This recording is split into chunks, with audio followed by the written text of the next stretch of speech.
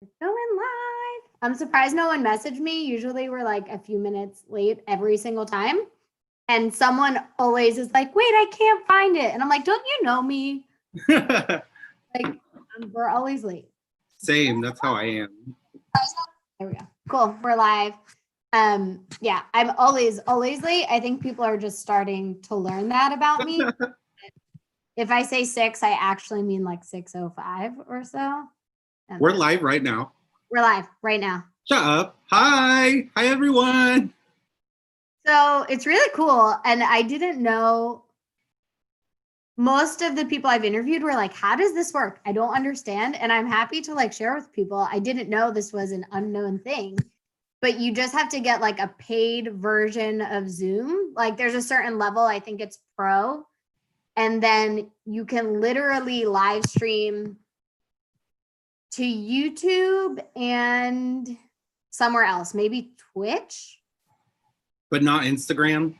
Not Instagram. This is upsetting. I know. And then I was trying to figure out, like, where do I want to do it? Do I want to do it on Instagram?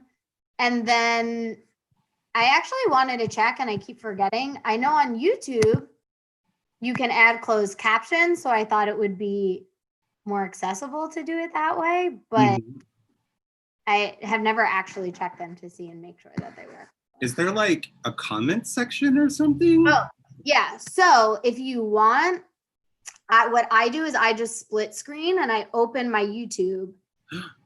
Then I mute the video because it's laggy. So there's like a few minutes, a few seconds. I could do that on my phone too, couldn't I? Oh yeah, do it on your phone. And then it pops up. There's 5 people watching. I don't know who it is, but I am guessing one of them is Mia. I hope it's Mia. If it's not, it's funny. Oh my gosh, I love Mia. She's so fun. Me too. It's funny. I always say to Michael, like, Mia's my role model. If I could go back in time, I'd want to be like Mia. And she messaged me after last week or the week before and was like, I just want to let you know that I'm always there. I just can't comment because she's too young. So let her type in. And I was like, oh, Mia, I would have said hi to you every week. So now I'm just going to say hi to Mia every time. Wendy is here. Hi, Wendy. And there are a few other folks here. Feel free to say hi.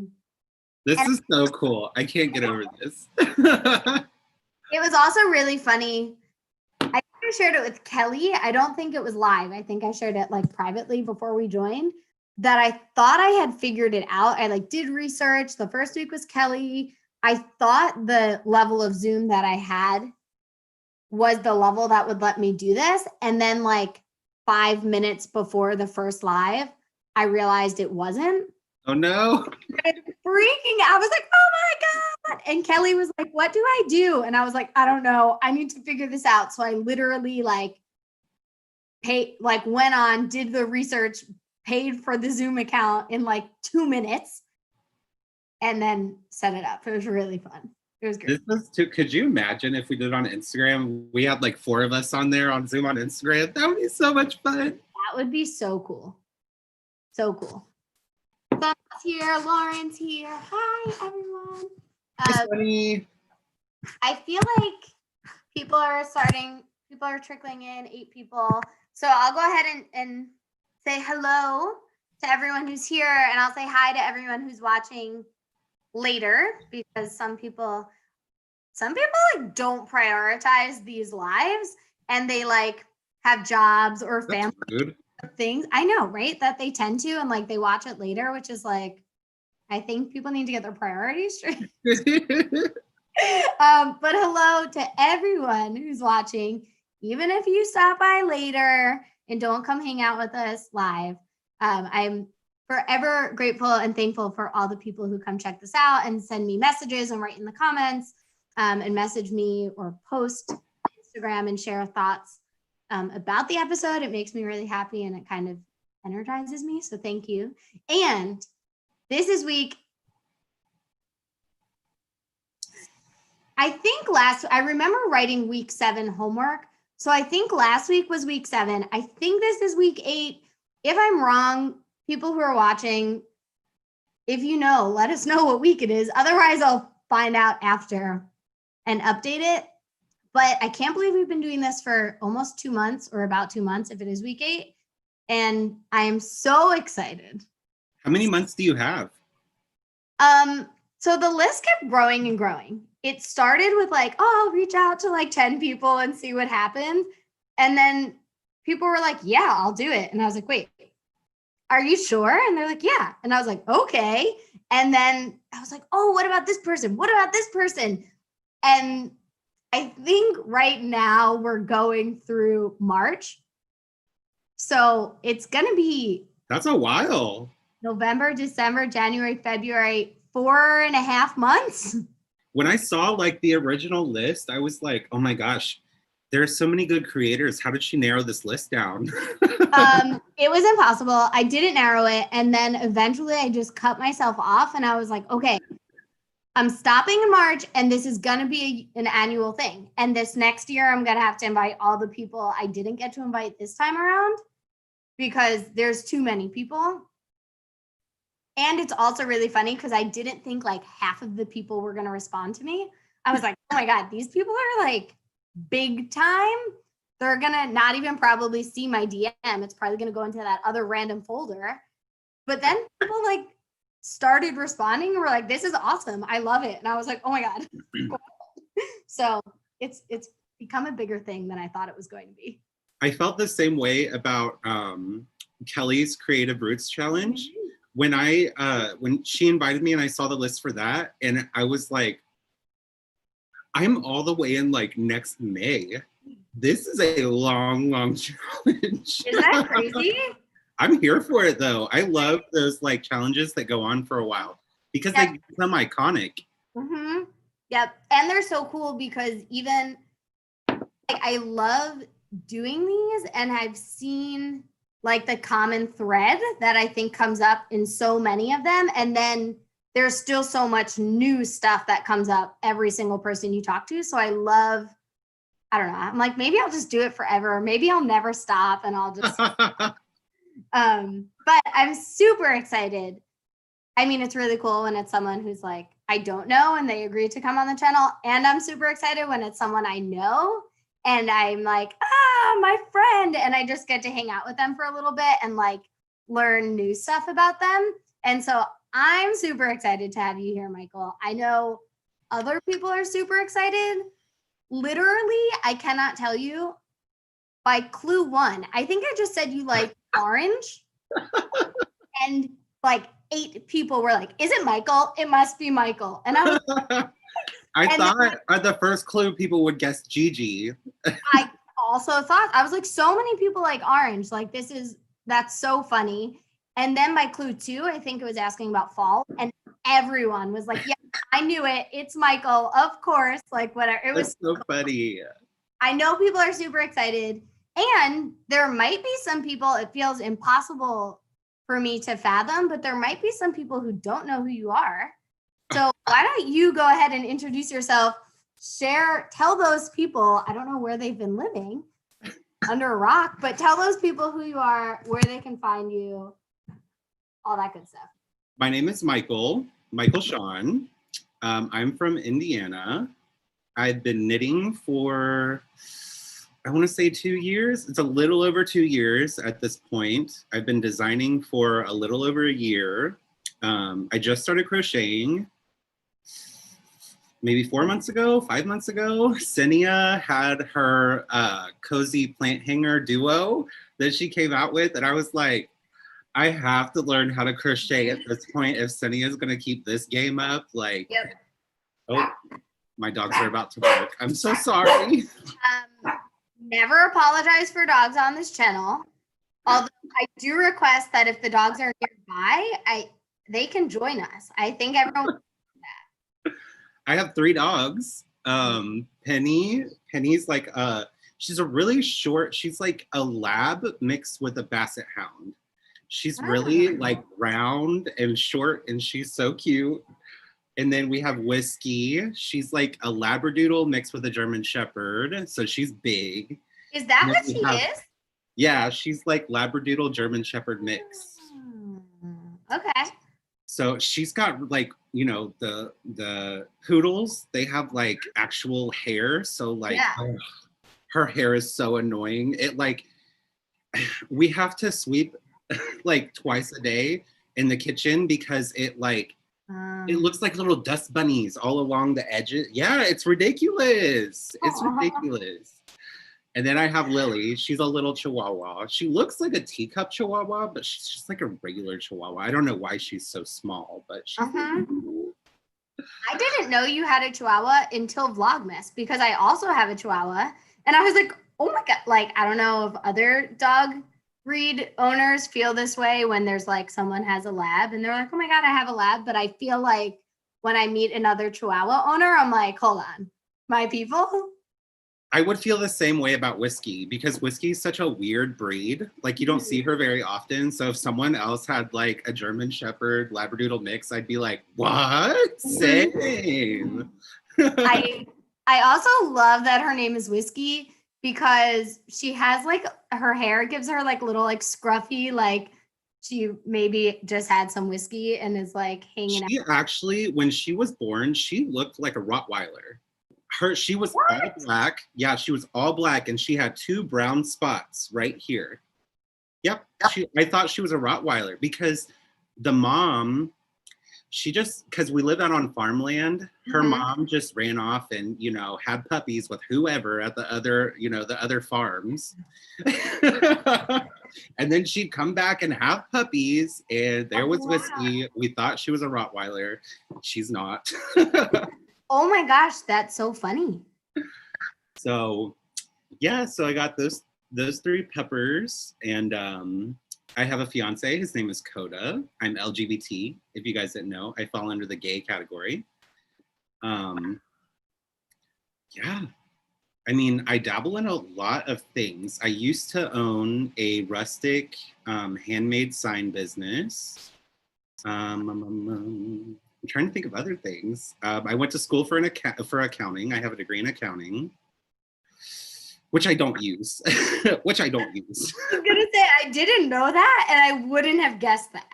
Yeah, like I love accounting so much. Crunching numbers, that boring stuff that they're not into. I love it. I live for it.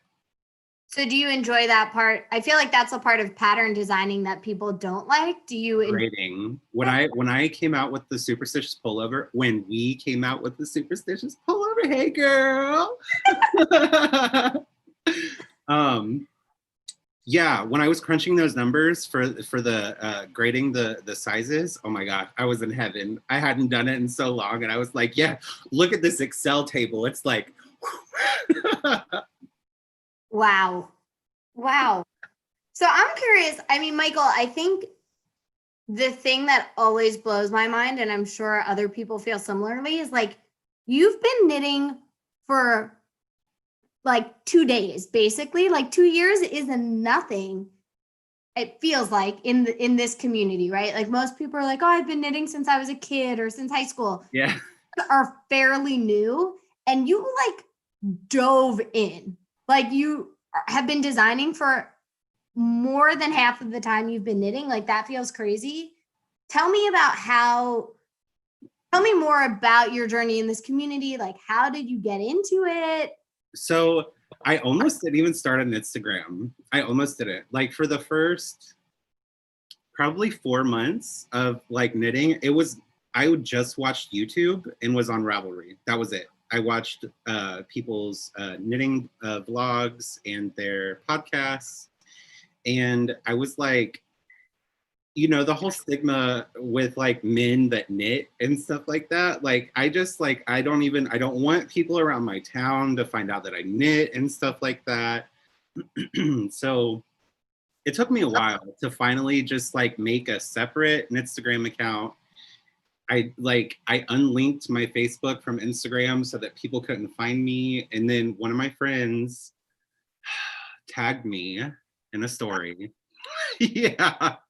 Because I told her about my Instagram, but I was like, you can't follow me. You can't follow me. Don't interact with me. And then she accidentally tagged Michael Shawn. And then I had a slew of followers from my town. And I was like, oh no. No. Yeah. So It was just a whim. Like starting my Instagram was just a whim, and I can't believe that I almost, because this has been like, this journey with Instagram and stuff has been like one of the highlights of my life. Like I love this community so much, and I honestly don't even know what I would be doing right now without it. Yeah, that seems to be the theme, that people are like, oh, I never expected my like fiber journey to be where it is, but like I can't even imagine what it would look like if it wasn't this right now. Mm-hmm. Ew.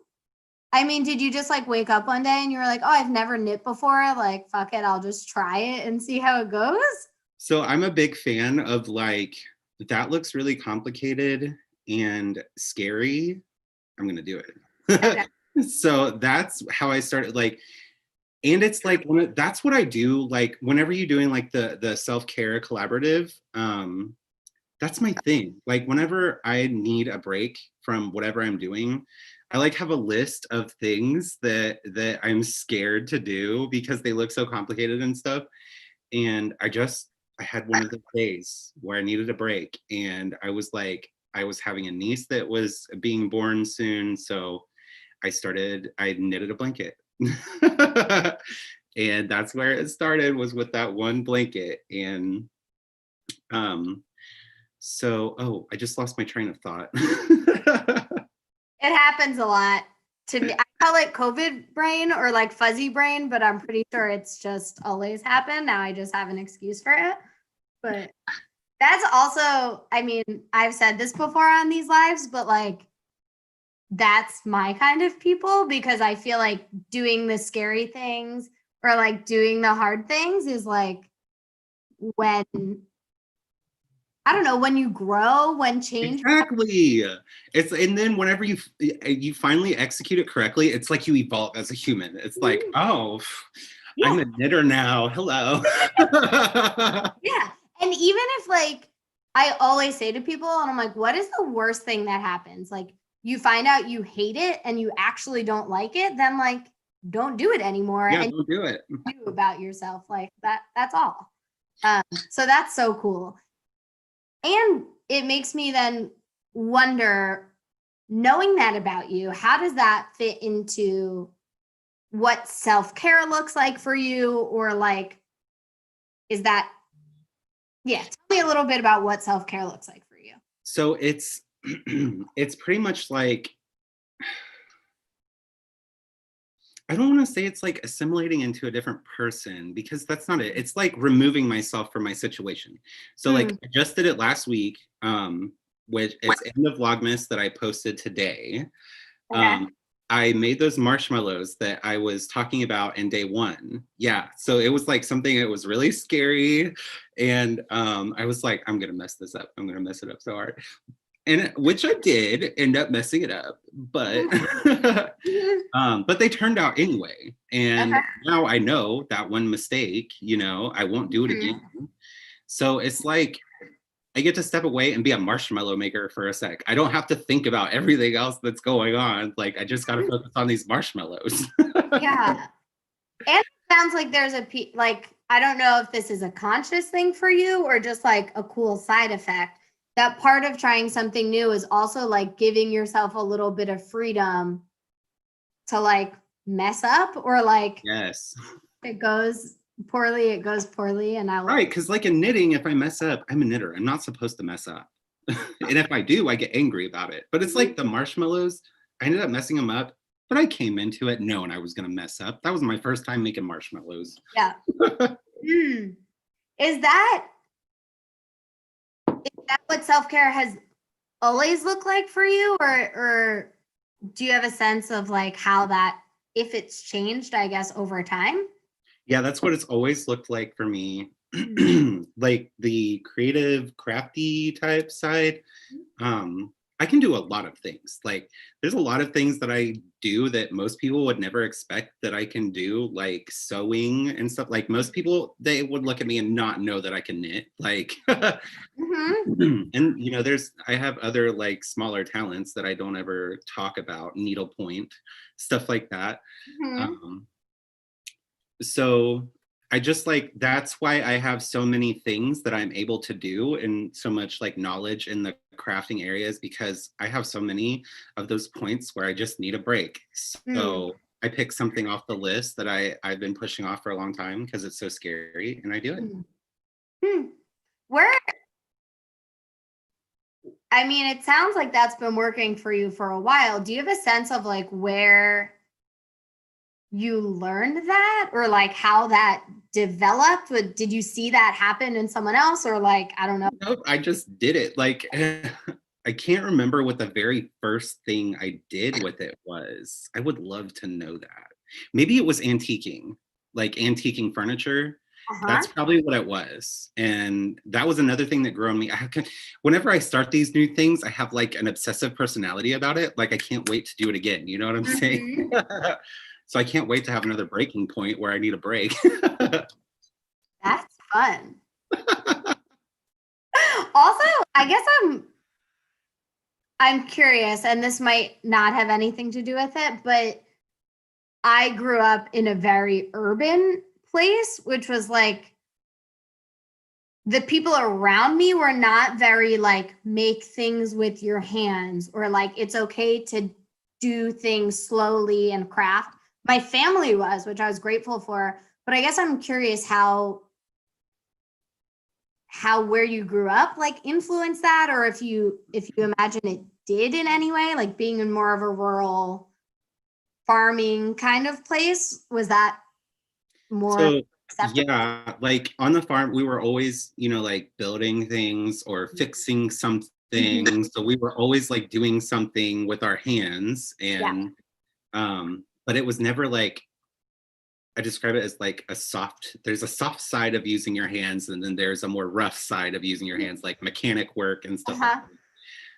But I had never like dabbled in the soft kind of Mm. until I want to say it was like 18. That's when I started antiquing furniture, when I was 18. Um, but yeah, I would say that growing up, like, out there in the country and stuff, it really did influence like how comfortable I was with attacking things Mm. that were like crafty or invasive. Mhm. And so now, do people where you live know about all of these things that you do? So there's a good chunk of people that know about my Instagram and stuff, but it kind of got under control for a sec. Like for a couple days after she had shared my story, I guess I was showing up in people's related and stuff like that. Yeah. But I don't know what happened. I probably had like 20 people from my area follow me, and then it stopped. And I was like, oh, thank God. It's also so funny that you say that, because literally maybe 2 days ago, which is like so random because it's been linked for a really long time, I forgot that when I originally started mine Instagram, it was to sell like finished items like hats and stuff. And so it was linked to my Facebook. And obviously since then I've moved away from that, but I never unlinked it.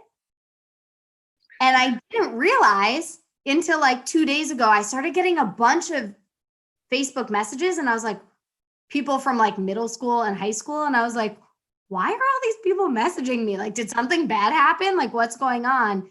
And they were like, oh, I saw your like story. Do you make hats? Can you make Christmas hats? And I was like, wait, what? And I was like, oh no, it's still linked. So I have to figure out how to not do that. And I saw that too a couple weeks ago. I went into my DMs and it was like, link your Facebook Messenger. And I was like, hell no. It's like, I just taught my friend Elizabeth how to knit a couple months ago. And she was like, I'm going to post this to Facebook. And I was like, please be prepared for the amount of people that are going to be like, hey, can you make me one of those? And stuff like that. It Yep. was like, whatever. People don't even pay attention to me. And I was like, watch. Mm-hmm. And then that's what she got. She got like 4 or 5 people. Will you make me this? Will you make me that? Mm-hmm. And the total shock when you tell people like I don't do that, and they're like, but what? I don't. So what do you do? And why? Because, and they're like, but isn't it? Can't I'll pay you like $20. I'm like, no, no, Mm-mm. no, No. like, that's not. $20 barely covers the yarn, sir. Yeah. Sorry. Oh my gosh, that's so funny. So now that some people know, but it's pittered off a bit, any challenges, I guess, come up for you or still come up for you and trying to take care of yourself and trying to do some like hard or scary things? I don't think so. I pretty much like whenever I want to do something, I just do it. Like I'm not really scared to try something new. Mm. But there's so many people that are like, there's people that, they're scared of failing or, you know, I feel like it comes from a place of maybe like embarrassment or shame to fail. Who cares? Who cares? Yeah, that was going to be my follow-up. Like, well, what do you think? Why don't you think it's hard for you? And I imagine not being worried about failing is probably a big part of that, or like not being worried that if I fail, it means this about me, or like it says X, Y, and Z about me as a person. Yes, that's another thing. It means this. If I failed, it means this. And just for me, like if I fail, I'm a very like, so the reason that knitting came so simply to me is because I'm such a process person. Like everything is mechanic. It works a certain way. As long as you follow a certain set of steps, it will happen for you. I just lost my train of thought again.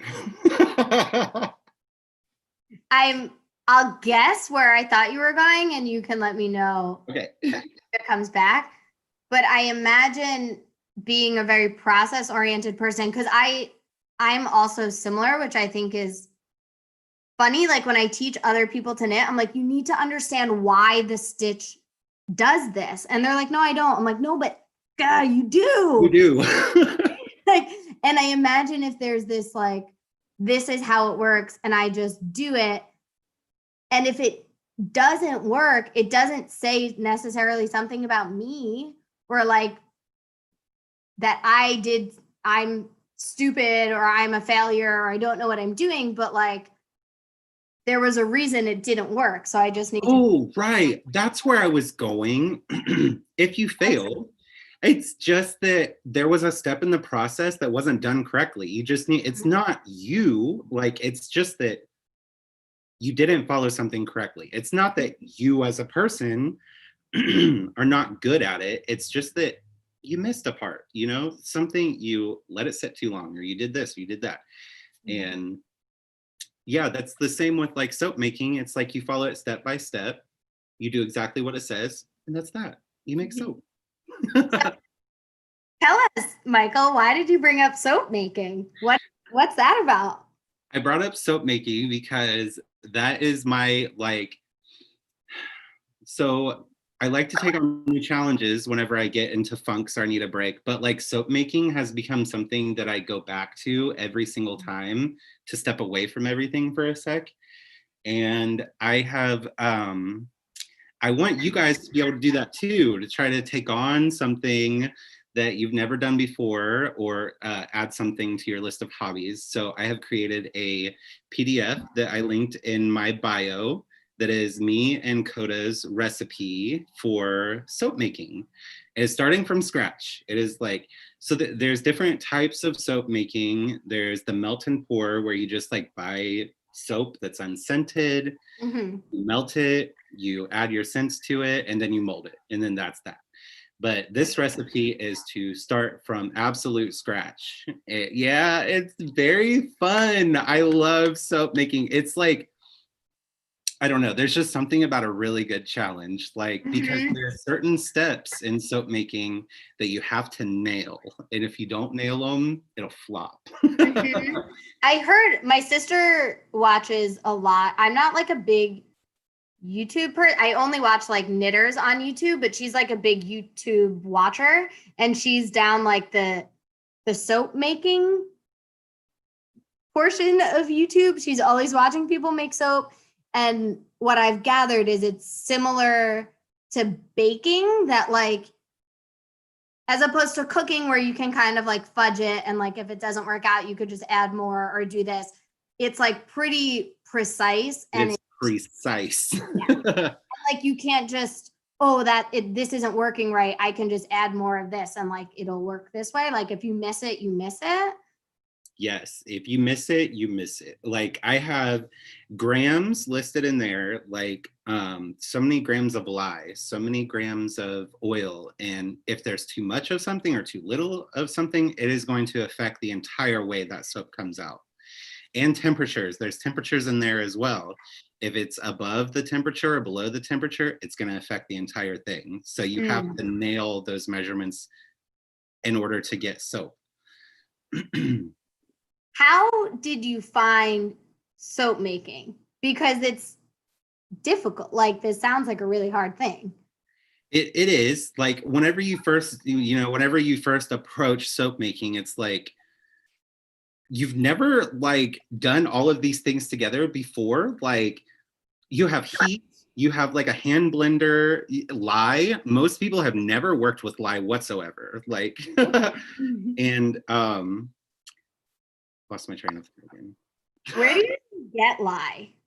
So I brought a good example of lye, okay? Yeah. So I brought this. It is called Crystal Lye Drain Opener. And the reason I brought this one is because I want to show how versatile lye is. You don't have to buy some kind of special, like, this is lye for soap making. You can literally buy drain opener lye. Okay.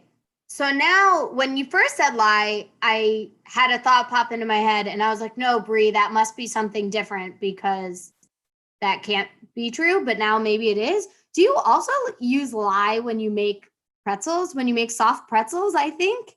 No. I'm like, okay, add that to the list.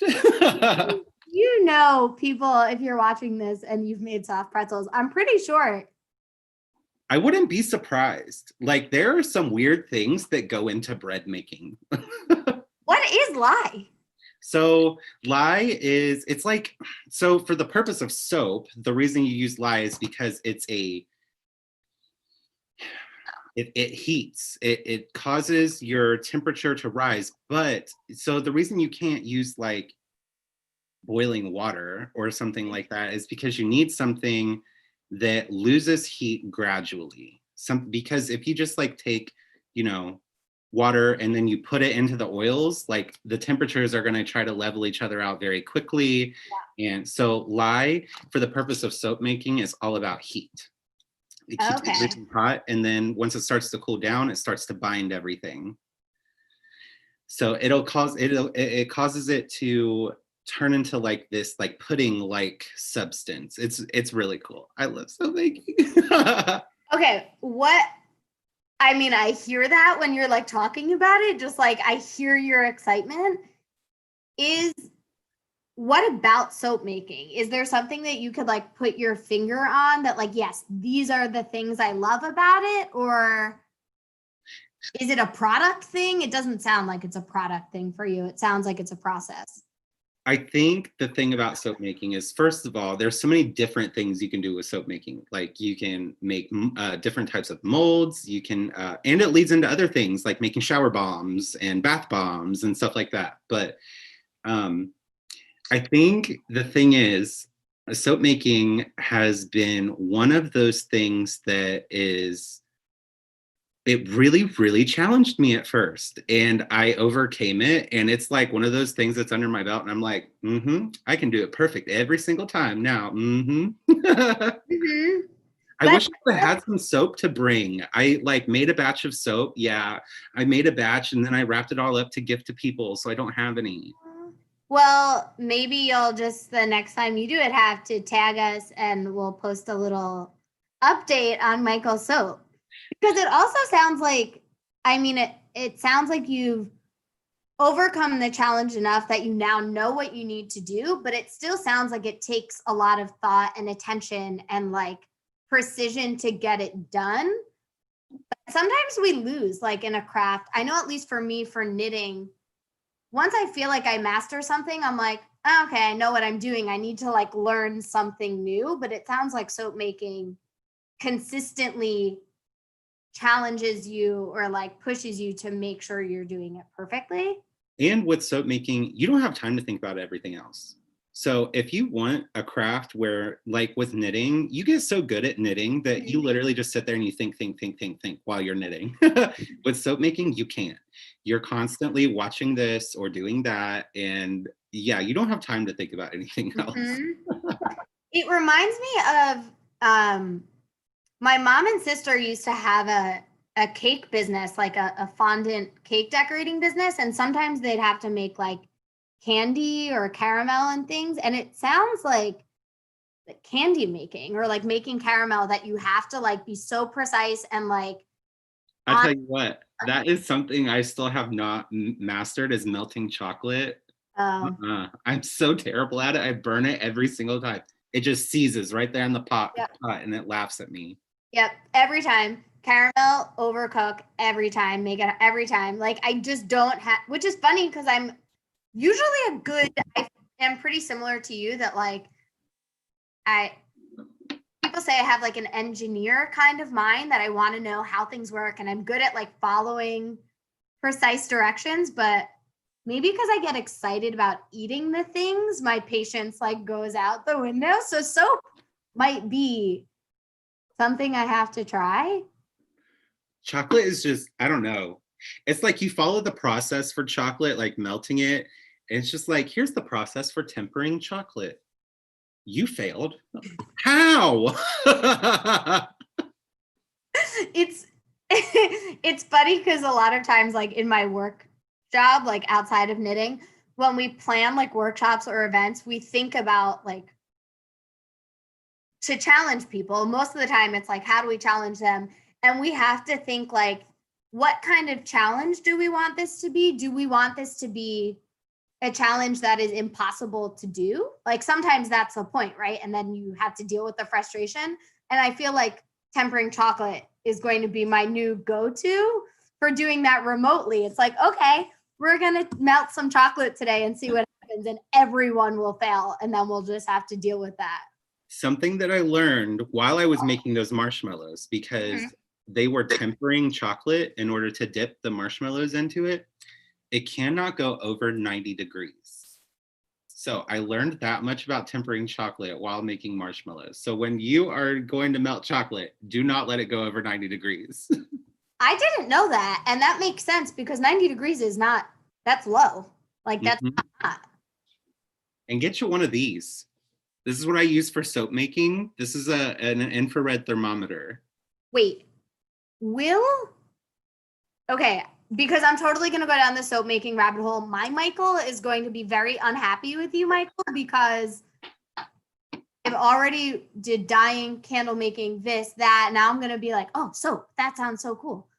Can I use, is that just like a normal thermometer that you can use to like take your forehead temperature? That like I have one of those. Let me see. They set, you're gonna like damage your forehead. This is 94. So maybe not exact. Maybe if I get closer. 96. It got better. Okay. So I have one of those, I think. I would say that would probably work. I mean, because there's a 20-degree window for soap making. Yeah. Okay. So, yeah. What is the time frame for soap making? Because I hear you saying like you have to be laser focused. You're not thinking about anything else. Is it like a short process or is it something that you need a chunk of time to do? It's a pretty short process. Like, well, my recipe in particular, because all it makes is, my recipe makes one of these. I like to make different types of soaps, so I don't make big batches. I still have some blue soap left in it that I haven't melted out yet. So it makes one of these. So it's a very quick process. It's probably 20 minutes. Yeah, 20 to 30 minutes. That's how long it takes to make it and get it into the mold. And then I imagine it like sets for a while or like dries and then you just cut it. Yeah, so I can go into it a little bit. So what happens first is you mix water and lye together. You slowly pour your lye into the water and you mix it up, and it's going to get like anywhere in the high 100s to low 200 Fahrenheit. The temperature will rise very quickly, and you have to be wearing heat resistant gloves, because if you're holding onto that cup and it's getting up to 200 degrees, it's getting hot. So after you do that, you set it off to the side. And while that's cooling down, because you want it to get down to 120 to 140 degrees, that's your window. Do not miss that window. And while that's happening, part of the recipe is coconut oil. Okay. And you melt this down and you mix it with olive oil. Do not use virgin olive oil, only just like regular classic olive oil. So by that point, by the time all the melting has happened and you're mixing things, your lye is probably ready to go. So you immediately go to the lye. You start using I got it here if I'm not gonna knock everything over. Hand blender. Do you have one of these? No. These things are magic. I've had a few kitchen appliances on my wish list, and that is one of them, but I haven't had a strong enough reason to be like, oh, I need a hand blender, because I have a normal blender, but now maybe I have a reason. I love this thing. It is so cool. I feel so professional when I'm using this. Like I'm like,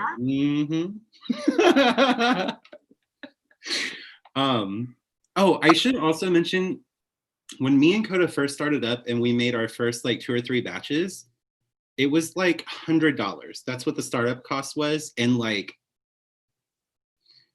75 of that was like hardware. So like after you have the hardware, it's very cheap to make a batch of soap. But yeah, so then you use this to mix it all up until it becomes like a pudding consistency. And then you start adding in your oils. This is the brand that look at me, I'm a beauty guru. Wow. Is this? It's like you're a YouTuber or something. Yes, honey. So I like to use the brand Eternal Essence. I get it off of Amazon. Their scents smell so good.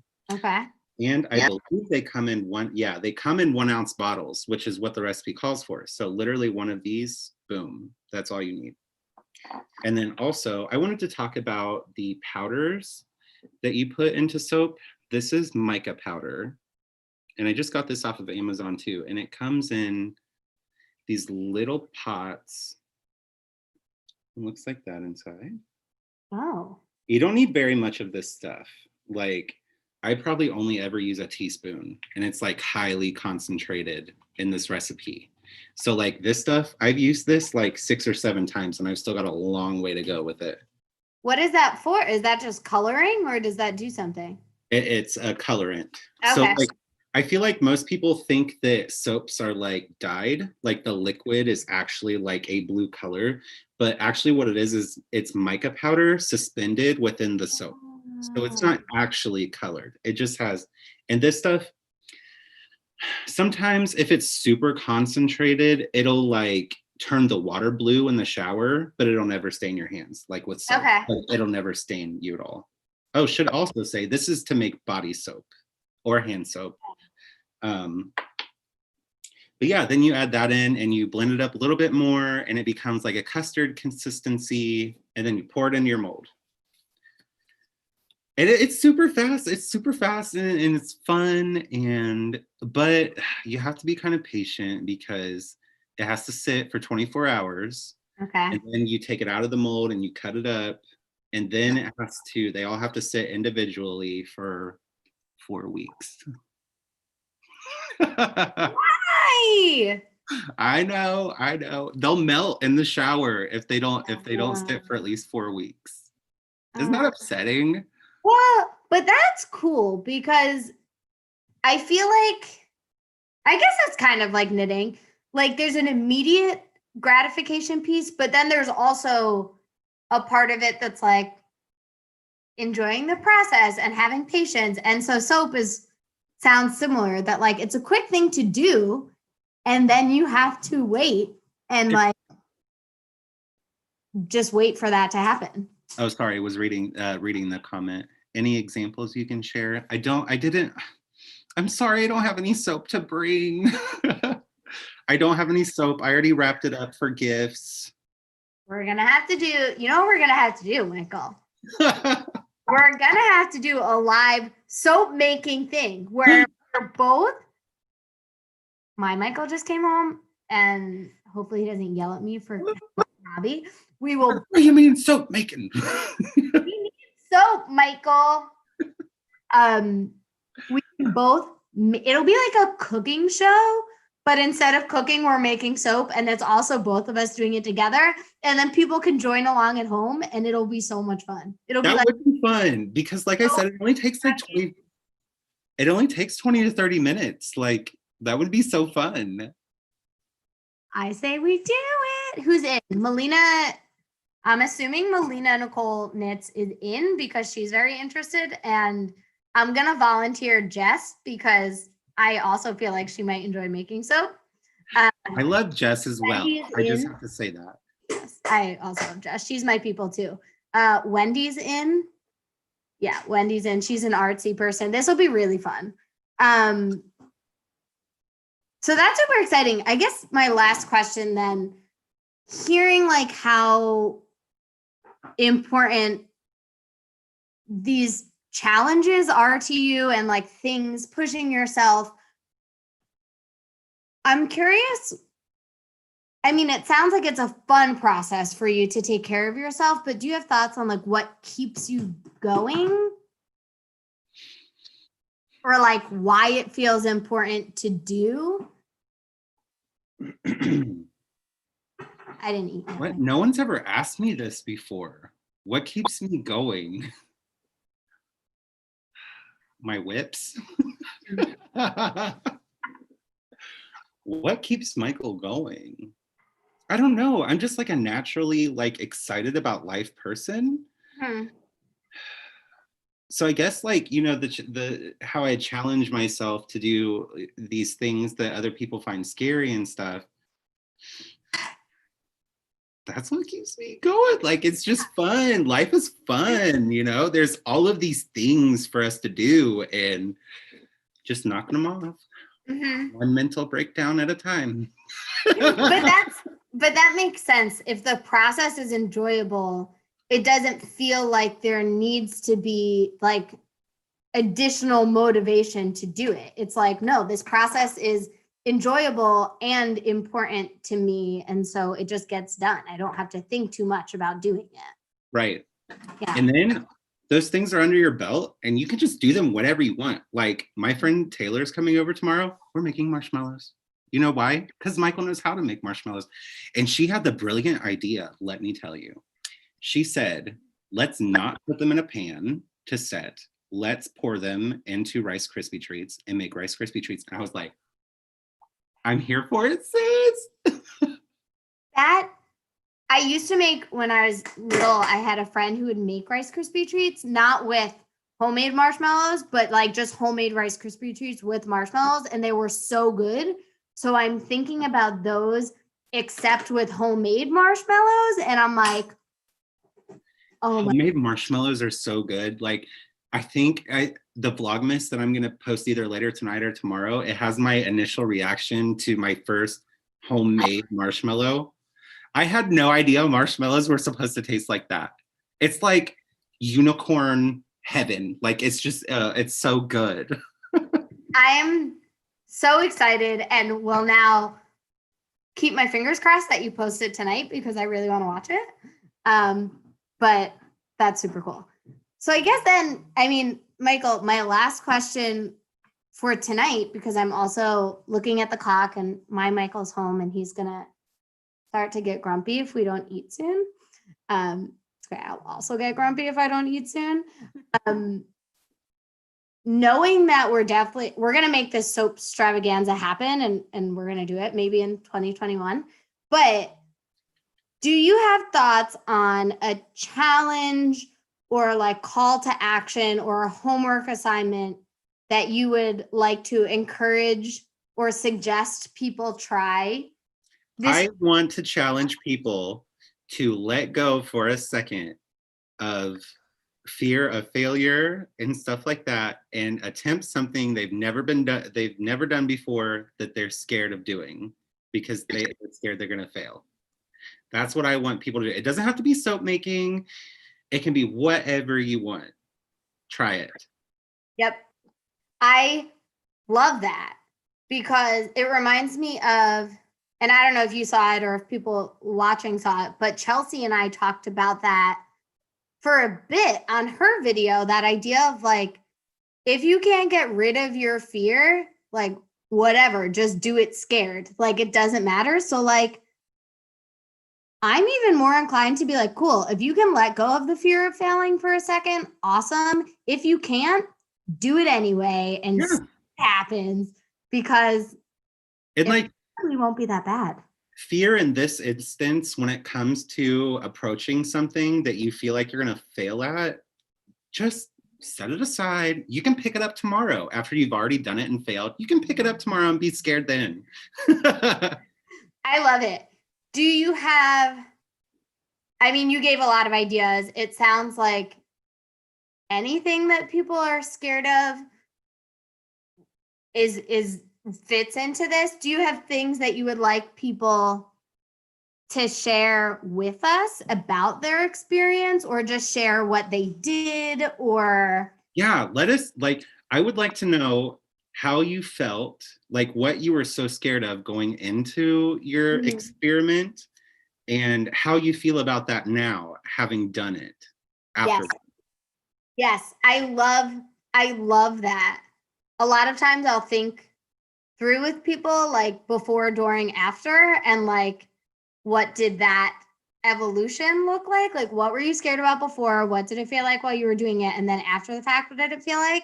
And so I love that. And that's cool too, because I mean, if people want to share with us, I'm super curious and interested, like what they did. Awesome. But they also don't have to tell us what they did that was so scary. You can just share what the experience was like. Yeah, like, and sometimes feeling is so good. Like when I failed once with soap, it clumped up on me, and now I know how to not clump soap. So sometimes it's good to fail because you learn how to not do something you don't need to do. Mm-hmm. Yeah, and that Wendy posted like a similar thing here, that think about the idea of play. She said kids play because they don't have fear. So picking up a new craft is kind of like finding the childhood wonder. And I say that all the time, like, can we play with something? Because then I think that helps you reframe failing as something bad and negative, instead of saying, if you're just playing, you're just learning. And so that's the whole idea of like setting your fear aside. You're just like dabbling. You don't have to think that, you're going into this like to succeed. You're just dabbling, trying to figure out how it works. Maybe fail so that you know what fails. There's definitely a quote here, and I feel like I'm dropping the ball for not knowing it, but I feel like a very important person, like, I was going to say a politician, but maybe it was like a car company. It was like Ford. Someone big said something about like, if you're not failing, then you're not doing it right. You're not taking enough risks. Oh, I know what you're talking about. I can't remember it either, but I know exactly what you're talking about. For a minute, okay, I thought you were going to quote a Cinderella story. Did you watch that movie with Hilary Duff? When they had that quote on the wall that said, never let the fear of striking out keep you from playing the game. I thought that's where you were going, but you didn't go there, and I'm upset. I mean, it's like the same idea, right? Like if you're, and it's cool to have encouragement. I think it always feels better when you know that there are people out there who are excited to hear, like, I'm not just excited to hear when it goes well, like, tell me when you fucked up. Like, tell me when it went, because like, that's the fun part where we get to learn. And I know like in my work, there's so much like that. And I know how important that is to like my growth, that like, even with hobbies, like when I was learning to roller skate, I remember sharing with some of my coworkers, like, oh, we went out and I didn't even fall once. And I was like, so proud. And they were like, that means you weren't trying hard enough. Like, and I was like, Oh, you're probably right. Because there were things that I was like, should I try that? No, I don't want to fall. And then I came back the next week and I was like, I fell really on my butt and it hurt, but we're good. And so. And now you know what makes you fall. Exactly. And sometimes I do it anyway, but sometimes I don't. I hope that Michael and I this week can be the people that you come back to and we're like, did you mess up? And then you tell us and we hear about it and we celebrate and enjoy it. I forgot to also say that I'm going to put an Amazon shopping list together and make it public so that people can see all of the stuff that goes into it. Perfect. If you want, let me know where you put that. If you have thoughts about it, I could always link it on this video if you want. If you're going to link it somewhere, let me know and I'll just update it in the description here so people know where to find it because I'm going to go look for it. I'm so excited to make soap with everyone. It's going to be so fun. It's exciting. Is this, Wendy had a quote. Is this it? Creative life, we must love the fear of being wrong. Oh, we must lose the fear. It works both ways. And that's not what I was thinking of, but that nails it too. So I mean, both of those apply. I also think that maybe whatever quote I was thinking of didn't exist and maybe I just made it up. So I'll like. You were totally thinking of the Cinderella story quote. I wish I was. That would have made it better. If I was, do you guys know this movie? But that's really funny. Okay. I'm gonna wrap us up because I know people need to go eat. We're gonna lose some folks. But I'm super excited. Let us know. Tag us on Instagram. I'll post the instructions probably tomorrow. And feel free to tag us. Hashtag the Self-Care Collaborative if you're playing along because December's wrapping up and we're going to do second month of prizes soon. And why not win something when you're also getting the prize of taking care of yourself? Like extra prizes are never a bad thing. So enter, tag Michael and I in your posts, share, feel free to comment here, feel free to comment on the Instagram posts, and I'm super excited to see what y'all try. And I'm super grateful and appreciative of Michael for joining us tonight and sharing his thoughts on self-care and soap making and encouraging us to do the scary thing. And I know I'm definitely going to take that to heart and try some of these things. It sounds like a lot of folks are. So I'm super grateful, Michael. Thank you so much for joining us. You're so welcome. I'm really not kidding about this soap extravaganza. And we'll figure it out. I know it has to be like a big deal, but we're going to figure it out and it's going to happen, people. I can't wait to see everyone let go of life for a second, try something new. Mm-hmm. Yep. I'm excited. Okay. Any final words of wisdom, Michael, to share before we sign off tonight? No, I just wanted to say thank you so much for having me on and thank you guys for watching. Of course. Thank you for coming. We look forward to the next time we get to talk and make soap. Yay! Okay, I'll talk to you soon. Thank you. Bye, y'all.